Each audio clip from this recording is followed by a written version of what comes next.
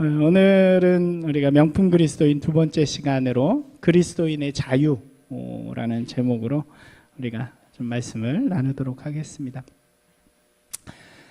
제가 가끔 이용하는 인터넷 카페가 있는데 그 중에서 무엇이든지 물어보세요라는 이름을 가진 기독교 카페가 있습니다. 많은 사람들이 신앙적인 질문들을 나누기도 하고 특별히 이제 이단에 관한 상담을 하는 그런 카페인데 거기에 이제 의견도 나누기도 하고 특별히 거기에서 이단 사역을 하시는 분이 이제 대답도 많이 해주고 설명해 주기도 하는 그런 카페입니다. 그곳에 재미있는 질문이 올라왔어요. 내용은 이런 거죠. 명절이 되면 고마운 분들에게 선물을 드리는데 술을 좋아하는 스승님께 가끔 양주를 선물했는데 이번에도 양주를 선물할까 합니다. 그런데 주위에서 믿는 사람이 그러는 건 좀 아니냐고, 아니지 않냐고 말이 좀 많이 있는데 어떻게 하면 좋을까요? 라는 한 사람의 이제 고민이 올라온 거죠. 이 질문에 이제 댓글들이 많이 달린 거예요. 그래서 어떤 사람은 뭐 선물인데 어떠냐라고 하기도 하고 어떤 사람은 좀 성경적이지 않는 건 아니냐 뭐 이렇게 이야기도 합니다. 또 어떤 사람은 안 하는 게 좋겠다고 하기도 하고 어떤 사람은 예수님이라면 어떻게 했을까 생각해 보십시오 뭐 이렇게 그게 제일 어렵죠. 그걸 몰라서 질문한 건데 그렇게 대답하기도 합니다. 여러분이라면 어떻게 대답하실 것 같으신가요? 아니면 여러분이 그런 상황이시라면 어떨까요? 제가 이 글을 읽으면서 매우 오래전 일인데 한 사건이 생각이 났었어요. 제가 1997년도에 필리핀으로 처음 이제 해외에 단기 선교를 나가게 된 때 기억입니다. 마닐라에서 매우 큰 이제 목요 찬양 집회에 저희가 함께 참석을 했어요. 한 3,000명 모이는 그런 곳인데 기억해보면 되게 인상적이었던 게 무대 위에 올라가셔서 찬양 인도를 하시는 분들이 다 백발이 성성한 좀 할아버지 목사님들 대개 한 5, 60대 정도 되신 분들이었던 것 같아요. 그런 분들이 그 당시에 유행하던 호산나 찬양 같은 거 있어요. 그 미국의 호산나 거기서 하던 그런 찬양들을 막 이렇게 손들고 막 이렇게 무릎 꿇고 하시는데 그게 우리는 보통 젊은 사람들이 하잖아요. 우리도 그때 저도 20대였는데 그랬고 그게 인상이 남았고 또 하나는 거기가 굉장히 큰 홀이었는데 이 반주하시는 분들이 앞에 안 있고 그 마치 오페라 그런 무대처럼 옆에 이렇게 벽이 있는 데에 이렇게 툭 튀어나온 데에서 거기서 반주를 하시더라고요. 한참 찾았는데 안 보이는데 저기 있다 그래서 봤는데 거기서 되게 막 그 아래 3,000명 모인 데를 이렇게 내려보면서 하시는 거예요. 생각만 해도 멋있죠. 막 그런 게 되게 인상에 남았었는데, 근데 이제 그 집회를 끝내고 돌아오는 길에 뭐 우리가 찬양단이었으니까 우리도 이렇게 이야기들을 나누다가 이제 이 음악 반주하시는 분들이 너무 멋있다 막 이런 이야기를 했는데 우리를 인도하시던 현지 스텝이 그런 이야기를 해주는 거예요. 뭐라 그러냐면 저기 실은 저 드러머 세션이다 이렇게 이야기를 해주는 거예요. 세션이 어떤 개념이냐면 돈을 받고 반주를 해주는 사람, 그러니까 믿든지 믿지 않든지 이런 게 중요한 게 아니라 그 집회에 오거나 안 오거나 이런 게 중요한 게 아니라 실력이 좋은 사람을 돈 주고 썼다는 거죠. 그 이야기를 들은 이후부터 우리 함께 모여있던 청년들이 이제 논쟁을 하기 시작하는 것입니다. 이게 과연 옳은 일인가? 어떻게 이게 어떤가요? 어떤 친구들은 과연 집회를 인도하는 찬양팀에 이 돈 주고 세션을 쓴다는 게 말이 되냐 이렇게 이야기하기도 하고 어떤 친구들은 또 더 좋은 양질의 음악을 위해서 그렇게 할 수도 있지 않느냐, 교회에서도 반주자 돈 주는데 뭐 이러면서 이렇게 이야기하기도 하고 또 어떤 사람은 이 기회에 그 사람이 함께 이렇게 예배를 드리다가 교회를 다니게 되면 믿음을 갖게 되면 좋은 거 아니냐 이렇게 여러 가지 주장들이 있었습니다. 어떠신가요? 여러분들의 생각은 어떤가요? 저는 그 논쟁에는 참여하지 않았었어요. 그때 제가 그래도 좀 리더급이었기 때문에 어린애들 싸우는데 끼지 않으려고 그렇게 하고 있다가 그래도 그 답이 궁금하잖아요. 그래서 옆에 누가 계셨냐면 선교사님이 계셨는데 제 그때 기억으로는 이분이 좀 나이가 있으신 그런 선교사님으로 기억이 되는데 이분에게 여쭤봤어요. 선교사님 어느 게 옳은 일인가요?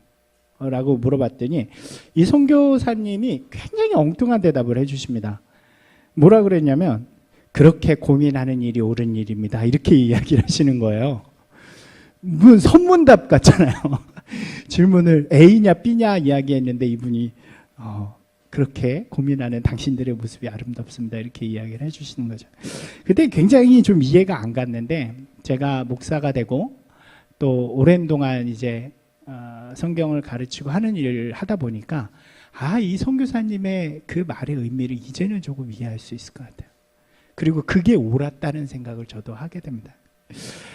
그러면 그리스도인에게요 굉장히 중요한 단어가 있는데 그것이 자유, 기쁨, 화평이라는 단어입니다. 한번 같이 해보실까요? 자유, 기쁨, 화평. 이것은 하나님의 속성이기도 하고 하나님 나라의 속성이기도 합니다. 이 세 단어는 분리되어지는 단어가 아니라 연결되어져 있는 단어라고 할 수 있는데 그리스도인이 자유함으로 살아갈 때 하나님과의 관계 속에서는 기쁨이 되고요. 세상과의 관계 속에서는 화평이 된다는 의미죠. 그리고 그것이 하나님의 나라를 이루는 길이라고 할 수 있습니다. 그러니까 이렇게 이야기할 수 있을 것 같아요. 한번 같이 읽어볼까요? 그리스도인의 자유함은 하나님과의 관계 속에서는 기쁨이 되어야 하고 사람과의 관계 속에서는 화평을 이루는 길이 되어야 합니다. 이게 그리스도인의 자유라는 의미예요. 그래서 뭐 도표로도 그려봤는데 이런 거죠. 그리스도인이 자유함으로 그것을 온전한 그리스도인의 자유함으로 살아갈 때 하나님과의 관계 속에서는 기쁨을 누리게 되고 세상과에서는 평화를 나누어주는 사람이 된다는 거죠. 오늘 우리가 나눌 이야기가 바로 이런 그리스도인의 자유함에 대한 이야기입니다.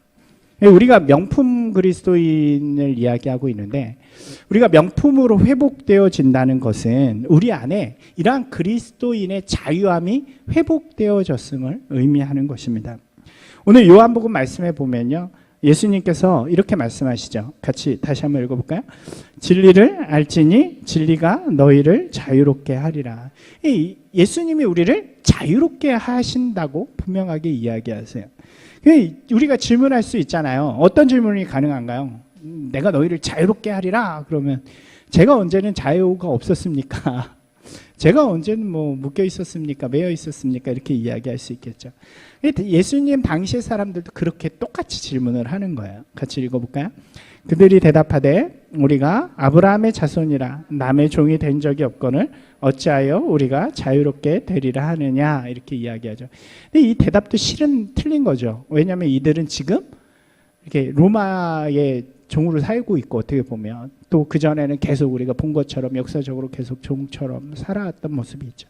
그런데 이들은 이렇게 반문하는 거죠. 우리가 언제 종이었습니까? 우리에게 자유가 없었습니까? 예수님께서 분명한 성경적인 관점의 이야기를 하십니다. 같이 읽어볼게요. 예수께서 대답하시되 진실로 너희에게 이르노니 죄를 범하는 자마다 죄의 종이라. 그죠? 성경 우리에게 모든 사람이 죄에 묶여있는 사람들이라고 이야기해 주는 거죠. 창조의 기사 속에서 특별히 그 이야기를 우리에게 분명하게 전해줍니다. 우리가 지난주에 우리가 원래 뭘로 창조되었다고 말씀드렸어요? 명품. 예, 한번 같이 할까요? 나는 명품입니다. 나는 하나님의 작품으로 창조되었어요. 원래 사람이 하나님의 아주 명품으로 창조되었습니다. 그 하나님의 명품으로서의 가장 중요한 의미 중에 하나가 뭐냐면 하나님의 형상을 받았다는 거예요. 그래서 명품이거든요. 그죠? 창세기에 말하고 있잖아요. 우리의 형상대로 인간을 창조하겠다. 우리 인간의 안에는 원래 하나님의 형상이 있다는 거죠. 그걸 조금 더 신학적으로 풀어보면 뭐라고 이야기하냐면 우리 안에 하나님의 이 자유의지, 그래서 이 자유의지를 가지고 자유함을 가지고 하나님을 사랑하고 하나님을 알고 하나님을 따르는 그런 마음들의 모습이 우리 가운데 창조되었다는 거예요. 이것이 바로 무엇에도 얽매이지 않고 자유로운 사람의 모습이었다는 거죠. 그런데 그 자유의지에 금이 가는 사건이 등장하잖아요. 우리가 창세기에서 본 것처럼 3장에 보면 이 선악과의 사건이 등장을 하게 되죠. 뱀의 유혹을 통해서 첫사람이었던 아담의 마음에 죄가 들어오기 시작하고, 그리고 그 죄는 하나님과의 약속을 깨뜨리는 일로 변질되어지기 시작합니다. 하나님께서는 분명히 약속하셨잖아요. 너 이 약속을 지키지 않으면 어떻게 될 거야? 죽을 거야. 그 죽음은 하나님과의 단절을 의미하는 것입니다. 죄를 짓고 이 선악과의 사건이 무엇을 만들어내냐면 하나님과 이제 더 이상 가까워질 수 없는, 그러다 보니까 뭐가 들어와요? 죽음이 들어오는, 그래서 죽음에 얽매여 살기 시작하는 인생이 되었다는 것이 창세기에서 보여주는 이야기예요. 로마서는 그것을 이렇게 표현하죠. 같이 한번 읽어볼까요? 그러므로 한 사람으로 말미암아 죄가 세상에 들어오고 죄로 말미암아 사망이 들어왔나니 이와 같이 모든 사람이 죄를 지었으므로 사망이 모든 사람에게 이르렀느니라. 로마서는 계속 이야기를 해요. 그 죄 때문에 이제 우리가 죄와 사망의 법에 얽매인 종이 되었다. 그저 자유가 사라진 거예요. 사람은 타락으로 인해서 죽음에 얽매인 자들이 되고 우리에게 주셨던 원래의 자유함이 깨어져 버리게 되는 거죠. 그래서 우리는 죽음의 공포를 늘 가지고 살아가게 되고 걱정과 근심 가운데 살아가게 되는 것입니다. 언제 죽을까 봐 늘 걱정하면서 살아가게 되죠. 죽기 전에 한 번이라도 행복하기 위해서 우리의 가진 노력들을 그곳에 쏟으면서 살아가기도 하고요. 어떤 사람은 어차피 죽을 거 아무렇게나 살란다 라고 살아가는 사람들도 있습니다. 이게 다 죽음과 죄와 사망의 그 법에 얽매인 사람들의 모습이라고 성경은 우리에게 이야기하는 것입니다. 그리고 실제로 우리의 삶은 자유함보다는 묶여 있으면서 살아갈 때가 많죠. 여러분 어떠신가요? 자유하신가요? 그렇지 못할 때가 참 많죠. 우리가 어떤 선택을 할 때 우리의 자유함으로 사용하기보다는 어떤 묶여있음으로 우리의 선택이 결정되어지는 경우들이 많죠. 우리가 명품으로 회복되어졌다는 것은 이 얽매임으로부터 자유함을 얻게 되었다는 것을 의미한다는 거예요. 죄와 사망의 법으로부터 자유해지는 것을 의미하는 거죠. 더 이상 죽음이, 죄가 우리에게 영향력을 주지 못하고 우리가 자유롭게 우리의 삶을 또 우리의 길을 선택하며 그 자유함으로 기쁨과 평안을 누리면서 그렇게 살아가게 되는 것을 의미하는 것입니다. 그것이 바로 예수 그리스도께서 우리 안에 주시는 놀라운 축복이요 은혜라고 하는 거죠. 같이 읽을까요? 그러므로 아들이 너희를 자유롭게 하면 너희가 참으로 자유로우리라. 예수님께서 자유를 선포하시는 거예요. 예수 그리스도를 믿음으로 고백한 우리 안에 그 자유함이 회복되었다고 이야기해 주시는 거예요. 할렐루야. 그러므로 우리가 명품 그리스도인으로 살아간다는 것은요, 이미 선포된 그 자유를 우리 안에서 누리면서 살아가는 것을 의미해요. 이게 이미 주셨다니까요. 이미 우리는 자유합니다. 아멘이신가요? 이게 예수 그리스도께서 이미 행하신 거예요. 우리가 그것을 누릴 때 진짜 명품이 된다는 거죠. 우리 위에 있는 이렇게 쌓여 있는 먼지들을 다 이렇게 헤쳐나가는 게 바로 우리 안에 회복된 자유함을 우리가 누리면서 살아가는 길이라고 할 수 있는 거죠. 근데 우리가 그것을 잘 모를 때가 있어요. 우리 안에 자유함이 이미 회복되어졌음에도 불구하고 그렇게 살지 못할 때가 있다는 거죠. 요즘 우리가 출애굽기를 묵상하고 있잖아요. 출애굽기를 제가 묵상하면서 느끼는 게 딱 우리의 모습 같아요. 하나님께서 놀라운 역사를 이 애굽 땅 가운데 행하시죠. 10가지 재앙을 통해서 이 애굽을 심판하시고 홍해의 사건을 통해서 이스라엘을 구원하시면서 놀라운 역사들을 일으킵니다. 근데 그 다음에 이미 해방됐어요. 이스라엘 백성들은 노예로부터 해방되었음에도 불구하고 이 광야에서의 이스라엘의 모습을 보면 별로 달라진 게 없는 거예요.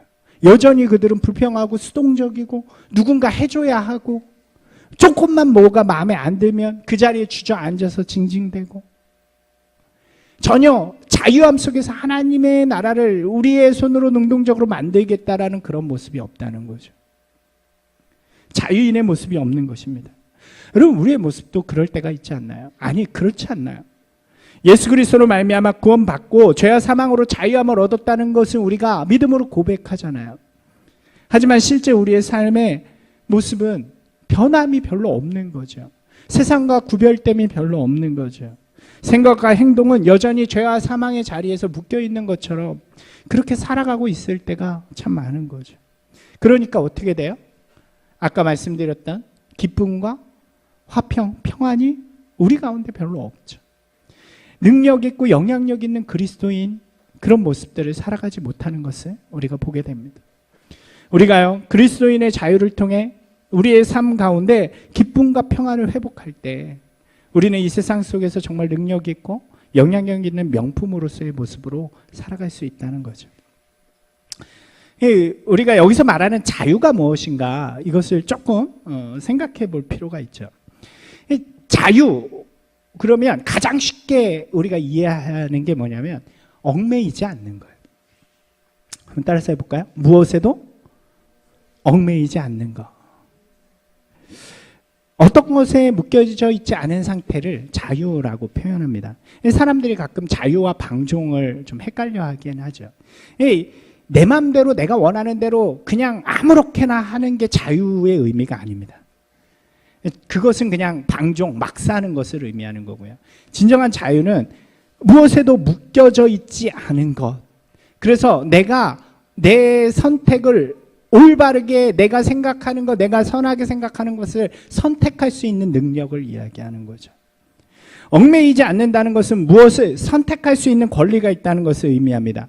여러분 보세요. 예수님께서 오늘 요한복음의 말씀을 볼 때요, 이 말씀을 유대인들에게 하시잖아요. 근데 이 말씀의 앞과 뒤에 무슨 이야기가 있었는지, 무슨 사건이 있었는지 혹시 아시나요? 이 앞에는 무슨 이야기가 있냐면 음행한 여인에 대한 이야기가 등장합니다. 음행한 여인 아시죠? 음행해가지고 돌로 때려 죽이려고 그러는데 예수님께서 땅에 뭐라고 쓰시고 너 다른 사람, 죄가 없는 사람 쳐라, 이 얘기가 먼저 등장해요. 그리고 예수님께서 이 자유에 대한 말씀을 하시고 이 뒤에 뭐가 등장하냐면 눈먼, 태어날 때부터 눈이 먼 맹인에 대한 이야기가 등장을 합니다. 여러분 이 여기 등장하는 사람들은요 다 매여 있는 사람들이에요. 음행한 여인은 죄에 대해서 매여 있는 사람이죠. 죄를 질 수밖에 없는 사람이에요. 그리고 죄인이라고 손가락질 받고 사람들에 의해서 돌로 맞을 수밖에 없는 그런 여인이었어요. 맹인은 어떤가요? 맹인은요 태어날 때부터 맹인이라는 의미는 성경에서, 유대에서 이 사람은 죄인이라는 거예요.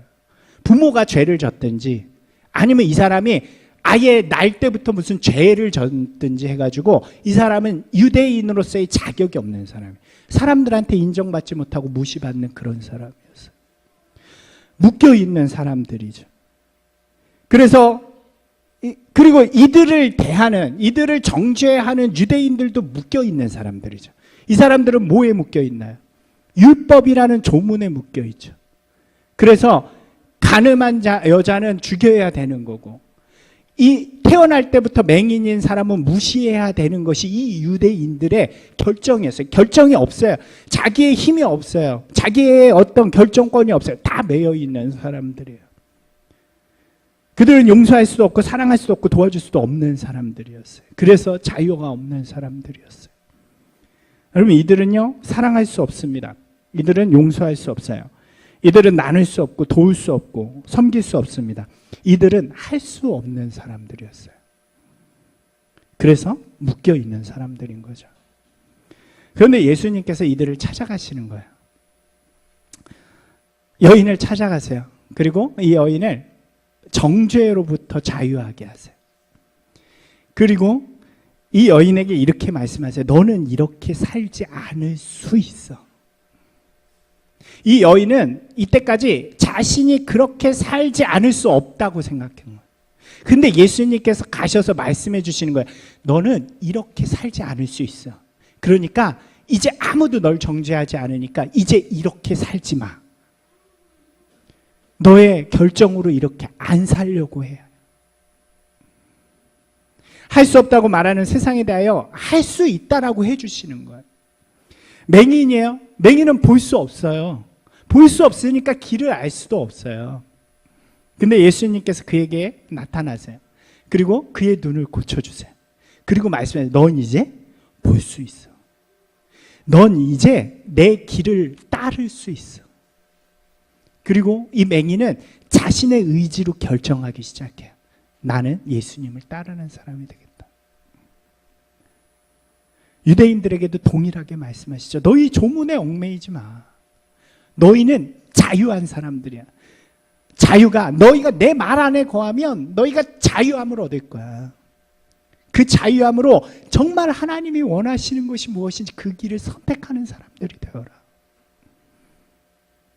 유대인들은 율법의 조문에 잡혀서요, 관용도 배품도 용서도 할 수 없었어요. 그러나 예수님이 보여주시는 거죠. 용서하고 나누고 그리고 너희도 내 말 안에 거하면 자유하게 될 것이다. 여러분, 이게 자유라는 말이에요. 할 수 없음, 할 수 없다라고 여겨지는 묶여있는 이 마음 속에서 예수 그리스도께서 주신 자유를 통해서 나는 할 수 있다라고 이야기하는 거죠. 우리가 옳다고 생각하고 선하다고 생각하는 일에 대하여 할 수 있다라고 이야기하는 거예요. 세상은 우리에게 할 수 없다라고 자꾸 묶으려고 하지만 우리의 자유함은 이제 할 수 있다라고 이야기하는 거죠. 그래서 바울이 고백하잖아요. 이 바울이 진짜 자유인이죠. 우리가 한번 읽어볼까요? 바울의 고백을. 내게 능력 주시는 자 안에서 내가 모든 것을 할 수 있느니라. 여러분, 이 말씀이 이해되니까 너무 좋지 않나요? 우리가 이 말씀을 잘못 적용하면요, 그냥 자기가 원하는 걸 뭔가 하고 싶을 때 하나님이 나에게 모든 걸 할 수 있는 능력을 주셔서 이렇게 잘못 오인할 수 있는 거예요. 그게 아니에요. 바울은요, 어느 상황 어느 곳에 처해 있든지 주님이 주신 자유함 때문에 나는 옳은 것을 선택하고 하나님의 기쁨을 선택할 수 있다라고 이야기하는 거예요. 여러분, 그 고백이 바로 우리의 고백이라는 거예요. 우리는 이러한 자유가 우리 안에 회복되어진 사람들인 거죠. 그래서 우리는 할 수 있는 거예요. 할렐루야. 우리는 죄를 짓지 않을 수 있습니다. 우리는 볼 수 있습니다. 우리는 용서할 수 있고요. 우리는 도와줄 수 있고, 우리는 사랑할 수 있고, 우리는 관용할 수 있는 거예요. 이것을 우리의 삶 속에 만들어가는 것, 그것이 진짜 자유함이라는 거죠. 내 앞에 놓여진 다양한 선택의 순간들 속에서 못해, 아니 원래 그래, 세상이 어떻게 그래, 이게 아니라 다 아니라고 해도 우리 안에 할 수 있다라고 여겨지는 마음이 있다면 하는 거죠. 오늘 우리가 읽은 에베소서의 또 하나의 말씀이 이렇게 이야기하죠. 이것도 바울의 고백이에요. 같이 읽어볼까요? 주를 기쁘시게 할 것이 무엇인가를 시험하여 보라. 이건 여러 번 말씀드렸는데 기억하시나 모르겠어요. 시험하다라는 뜻이 test and approve. 그러니까 하나님을 시험하는 게 아니라 우리의 삶을 통해 그 하나님이 기쁘시게 할 일을 도전하고 그것을 통해서 어떤 일들이 일어나는가, 하나님의 능력을 세상 가운데 증명해내라는 거죠. 로마서 12장 2절 말씀도 같이 한 가지죠. 하나님의 뜻, 주를 기쁘시게 할 것을 우리의 삶에서 선택하고 도전하여 그것이 얼마나 기쁨과 감격을 주는지 그것을 선택하고 결정할 수 있는 능력이 우리 가운데 있다는 것입니다. 우리가 자유롭게 살고자 할 때요, 우리 안에 자유로움을 누리고자 할 때 가장 먼저 우리가 해야 하는 것이 바로 이것이에요. 하나님의 뜻이 무엇인가? 무엇이 하나님을 기쁘시게 할 것인가?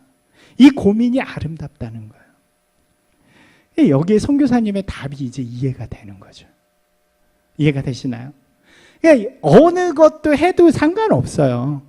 어느 선택의 순간에 하나님의 뜻을 고민할 수 있는 그 자체가 자유로운 사람이라는 거예요. 세상의 기준이나 죄의 기준이 아니라 하나님의 뜻이 우리의 기준이 될 때 우리는 그리스도인답게 아름답게 살아갈 수 있는 거죠. 여러분, 세상의 고민들이 기독교, 우리 성경적으로 정답이 있는 게 맞나요? 없는 게 맞나요? 어떠세요? 없는 게 많지 않나요? 그렇잖아요. 어떻게 다 성경적으로 답을 내려요? 답 내릴 수 없는 다양한 문제들이 있단 말이에요. 그거를 제가 뭐라고 한다고 이야기해 드렸는데 기억나시나 모르겠어요. 기억하면 그 신학생 이거를 아디아포라라고 해요. 아디아포라.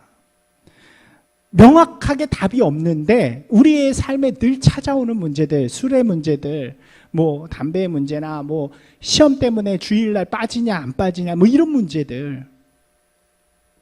여러분, 그런 순간에 답이 중요한 것이 아니라 뭐가 중요하다는 거예요? 자유함은 고민하는 그 마음이 중요하다는 거예요. 내가 과연 어떤 선택을 하는 것이 하나님이 기뻐하실 것인가.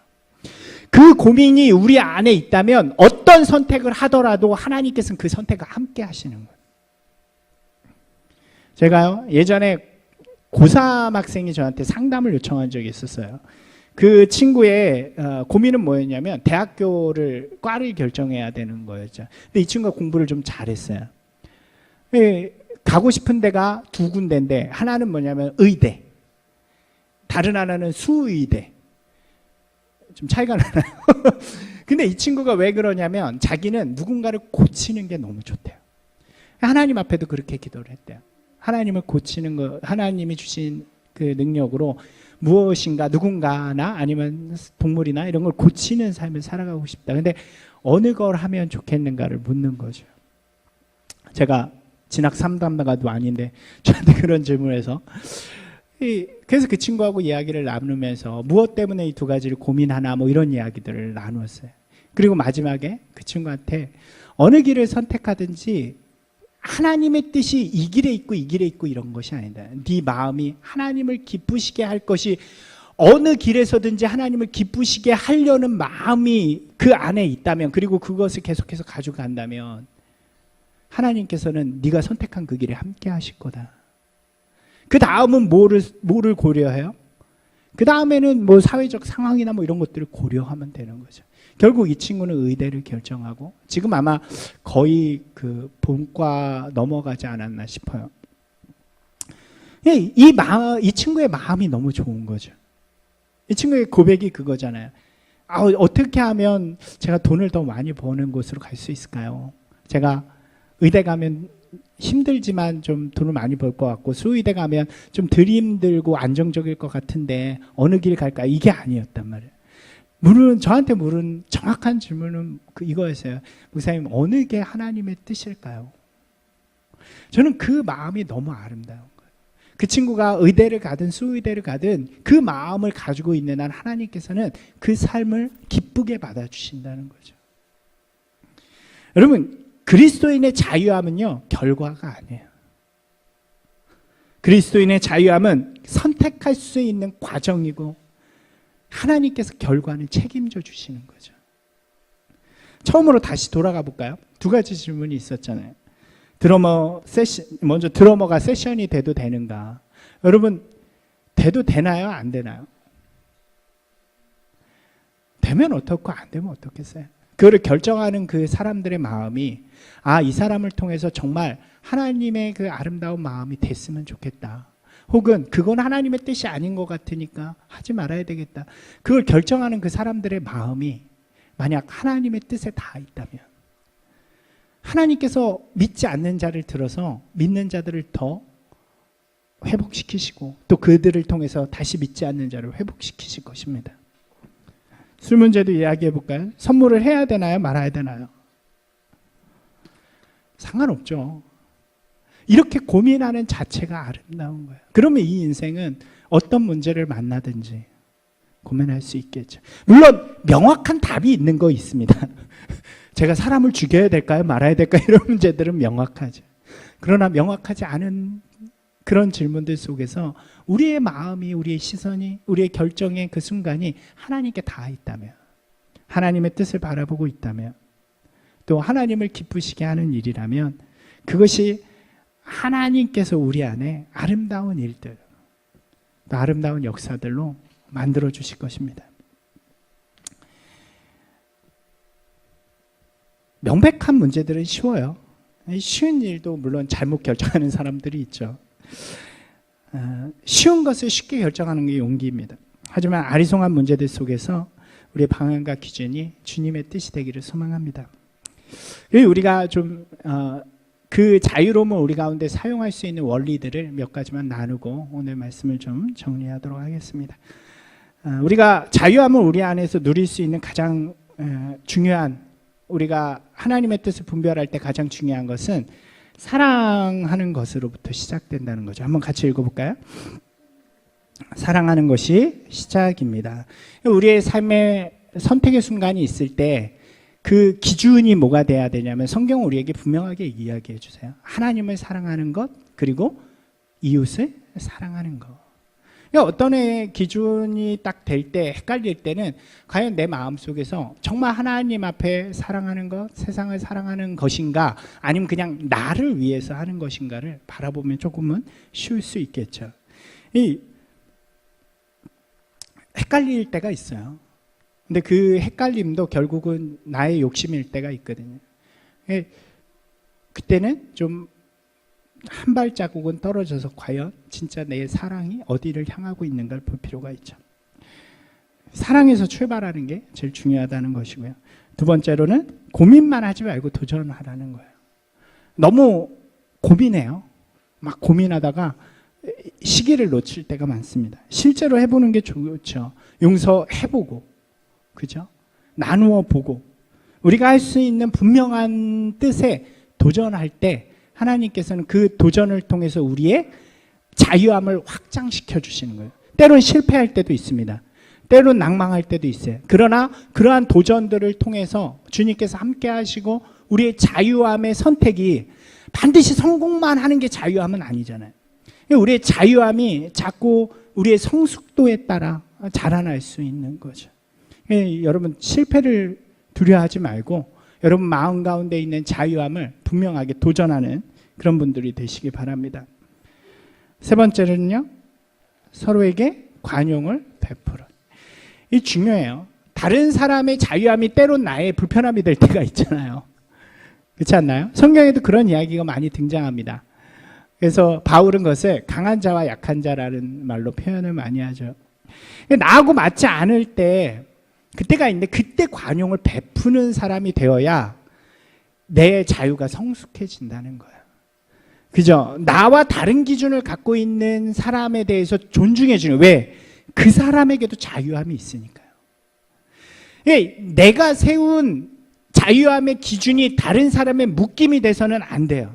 그죠? 그래서 성경은 뭐라고 이야기하냐면 너희의 강함이 약한 자들의 거칠 것이 돼서는 안 된다고 이야기해요. 이해가 되시나요? 제가 바울이 고린도 교회, 로마 교회에서 있었던 이야기들을 가끔 설명해 드리잖아요. 그 우상에서 나온 음식을 먹는 거라든가 뭐 이런 문제들로 인해서 그들 사이에 갈등이 있었을 때 강한 사람, 어떤 사람이 강한 사람이에요? 자유함이 있는 사람이 강한 사람이죠. 이 자유함은 뭐예요? 먹을 수도 있고 안 먹을 수도 있고. 근데 약한 사람은 뭐예요? 하나밖에 결정을 못해요. 먹으면 절대 안 되는 사람. 그럼 그 자유함이 있는 사람이 자유함이 없는 사람을 위해서 관용을 베푸는 거죠. 그 관용을 통해서 우리가 주님의 마음을 더 배우고 더 아름다운 성숙한 자유인으로 자라날 수 있다는 것입니다. 마지막으로는요, 한번 같이 읽을까요? 주의 뜻을 더욱 배우십시오. 그죠? 배움이 멈추면 성장이 없습니다. 자유함은요, 누리는 거기 때문에 많이 알수록 많이 누릴 수 있는 거죠. 그죠? 우리가 그 취미 하나 가질래도 배워야 되잖아요. 막 배우고 그래야 더 많이 즐길 수 있고, 배움이 얕으면 운동도 안 배우고 하면 하다 말더라고요. 그래서 운동을 진짜 즐기는 사람은 테니스, 얼마 전에 우리 아는 목사님을 만났는데 테니스를 하시는데 테니스를 뭐 몇십 년을 치셨대요. 십몇 년을. 근데도 레슨을 받으세요. 선수 나가는 것도 아닌데. 왜냐하면 즐기기 위해서 더 하시는 거죠. 마찬가지예요. 우리 안에 자유함을 더욱더 우리가 누리기 위해서는 하나님의 뜻이 무엇인지를 우리가 자꾸 배워야 하는 거죠. 왜냐하면 우리는 그리스도인이니까. 그리스도인은 그리스도인처럼 사는 것이 자유하기 때문입니다. 이 네 가지를 우리가 좀 기억했으면 좋겠어요. 이렇게 할까요? 사랑하고 도전하고 관용하고 배우라. 한번 같이 할까요? 사랑하고 도전하고 관용하고 배우라. 그렇게 갈 때 우리의 삶이 진정한 자유함을 누리는 그런 인생으로 살아가게 될 줄로 믿습니다. 사랑하는 여러분, 우리는 모든 것으로부터 자유한 사람들입니다. 아멘이신가요? 예. 나는 명품입니다. 나는 자유합니다. 이렇게 되는 거죠. 한번 같이 할까요? 나는 명품입니다. 나는 자유합니다. 여러분, 그 고백하세요. 이렇게 날마다 좀 고백하세요. 나는 진짜 명품이야. 거울 보시면서 씻으시면서 이야 진짜 명품이야 이렇게. 그리고 또 하나, 난 자유해. 언제 그런 고백을 하셔야 되냐면 어떤 결정의 순간에 내가 세상의 어떤 일 때문에, 나를 묶는 어떤 것 때문에, 환경 때문에 자꾸 내가 원치 않은 것을 선택하려고 할 때, 그때 고백하셔야 돼. 난 자유냐. 난 할 수 있어. 우리는 할 수 있어요. 우리는 믿음으로 살 수 있고 두려워하지 않을 수 있고 죄에 대하여 대항할 수 있고 선하게 행할 수 있는 것입니다. 어떤 것도 우리를 묶을 수 없고 그 무엇도 우리를 얽매이지 못하는 것입니다. 그렇기 때문에 우리는 오늘 하나님의 사람으로서 아름답게 살아갈 수 있는 그런 사람이 될 수 있는 것입니다. 사랑하는 여러분, 우리 모두가 이런 자유함이 우리 가운데 좀 회복되고 또 누리면서 그렇게 멋있게 살아가는 저와 여러분이 되기를 소망합니다. 기쁘고 그리고 평안을 우리 가운데 풍성하게 누리는 또 그렇게 한 주 살아가는 저와 여러분 되기를 주님의 이름으로 축원합니다.